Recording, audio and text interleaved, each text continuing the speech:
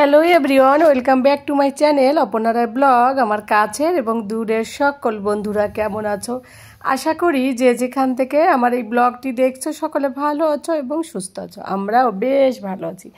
দিনটি ছিল রবিবার। ঘুম থেকে উঠি, জানো তো তোমরা সকলেই, আমি একটু লেট করেই সানডেতে ঘুম থেকে উঠি। আর উঠেই ব্রাশ করে মানে বাসি কাজ কিছু কমপ্লিট করে সঙ্গে সঙ্গে রান্নাঘরে চলে আসি রান্না করতে। চিকেনটা যদিও তোমাদের দাদা ভাই রাত্রেবেলা নিয়ে রেখে দেয়, তো সেটা ধুয়ে পরিষ্কার করে রেখে দিই। সকালবেলা ফ্রিজ থেকে বের করে আবার একটু ধুয়ে চটজলদি একটু মশলা বানিয়ে শর্টকাটে করে রান্না করি।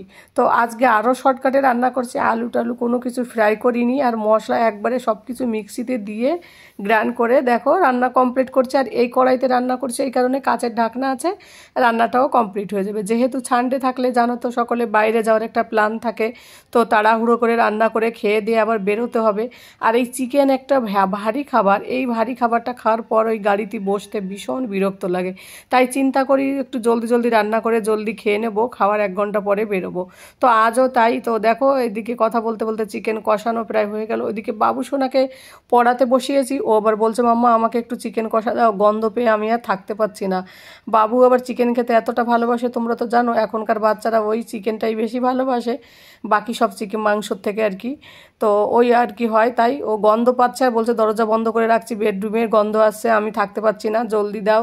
তো তাই কি করলাম, বাবু সোনাকে একটু জলদি জলদি করে 2 পিস চিকেন দিলাম, আগে ওর পেটটাকে ঠান্ডা করে নিই, তারপর একটু জল দিলাম, একটু পাতলা ঝোল করে রান্না করব। তাহলে কি বলো তো ভাত দিয়ে খাবে, তো একটু শুকনো শুকনো হলে খেতে আবার ওদের অসুবিধা হবে। আর জানো তো তোমাদের দাদাভাই একটু ঝোল ঝোল একটু ভালোবাসে, একটু হালকা।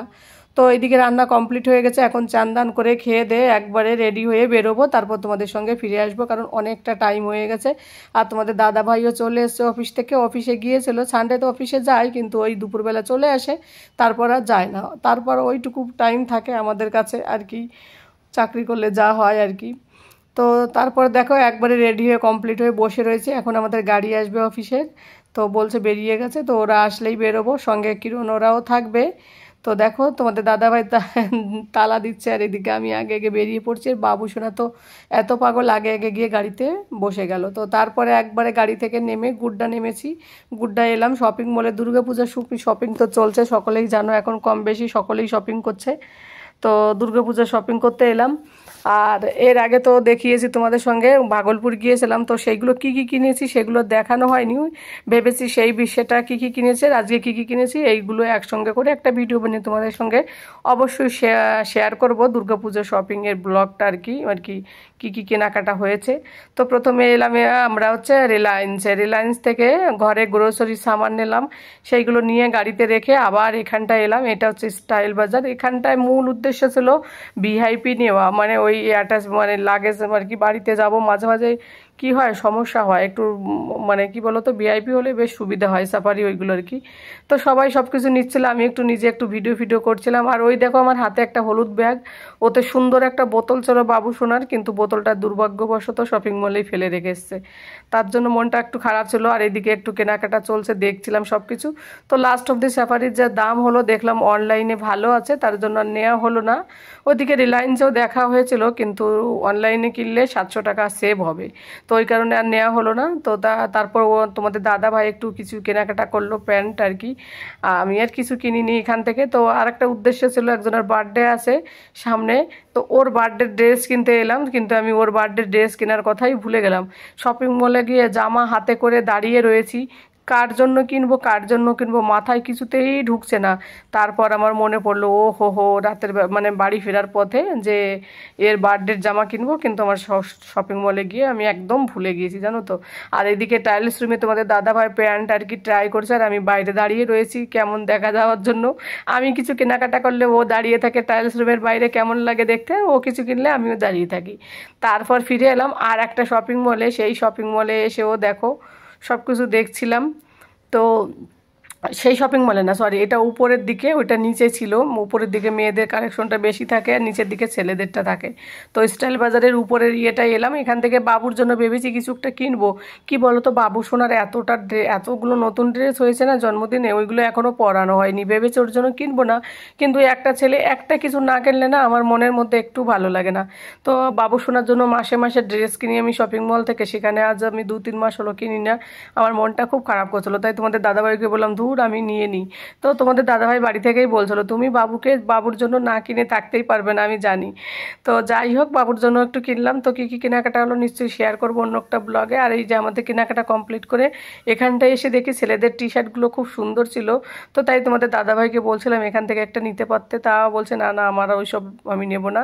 তারপরে আমাদেরকে বললো আমরা একটু কোল্ড ড্রিঙ্কস খাই, তোমরা দুজনে একটুখানি রিলায়েন্সে যাও। আর বাচ্চাদেরকে ওদের কাছে রেখে এসে রিলায়েন্স না সরি ট্রেন্ডসে এসেছি। অনেকদিন ট্রেন্ডসে আসা হয় না। এই যে ব্লু কালারের এই ড্রেসটা খুব পছন্দ হয়েছিল, কিন্তু ভীষণ ফিট জানো তো, অন্য কোনো সাইজ ছিল না, তার জন্য আর নেওয়া হলো না। তো ট্রেন্ডস থেকেও কিছু জামা কুর্তি নেওয়া হলো, সেগুলো নিশ্চয়ই অন্য কোনো ব্লগে দেখাবো তোমাদেরকে কি কি কুর্তি নিয়েছি। আর তোমরা তো যারা আমার ভিডিও দেখে তারাও জানো আমি ট্রেন্ডসের কুর্তিগুলোই বেশি ইউজ করি। আমার যত কুর্তি আমি এই যে পরি না সবগুলোই ট্রেন্ডসের থাকে, ভুল ভবিষ্যৎ অন্য কোনো মার্কেটের থাকে। ট্রেন্ডসের কুর্তিগুলো আমার খুব ভালো লাগে, এই কারণে ওর কাপড়টাও খুব ভালো থাকে, কোয়ালিটিটাও ভালো থাকে। আর এইদিকে দেখো, এইটা ছিল ডোমিনোরের পিৎজার দোকান। এইটাকে ডোমিনোরটাকে বন্ধ করে এখানে সিটি স্টাইলের একটা শপিং মল খুলেছে। তবে হ্যাঁ, এটা কিন্তু ছোট মলটা বানিয়েছে, বেশি বড় না, কিন্তু ভীষণের ভিতরের ইয়েগুলো কাপড়গুলো সব ভ্যারাইটিগুলো খুব সুন্দর, কোয়ালিটিগুলো দারুণ। কিন্তু ওই যে ট্রেন্ডস থেকে নেওয়া হয়েছে, আর তোমরা তো জানো ট্রেন্ডসের কাপড় কিন্তু 1000 টাকা থেকে প্রায় শুরু হয়, যদিও 600-700 টাকারও থাকে, কিন্তু ট্রেন্ডসের থেকে নিয়েছি তো ওই জন্য ভাবলাম দূর আবার ওখান থেকে নিয়েছি আবার এখানে নেব। তারপর আমরা গাড়িতে উঠে ফিরে এলাম বাড়ির কাছে যে আমাদের একটা হোটেল আছে, দেশি হোটেল, ওইটাই এলাম।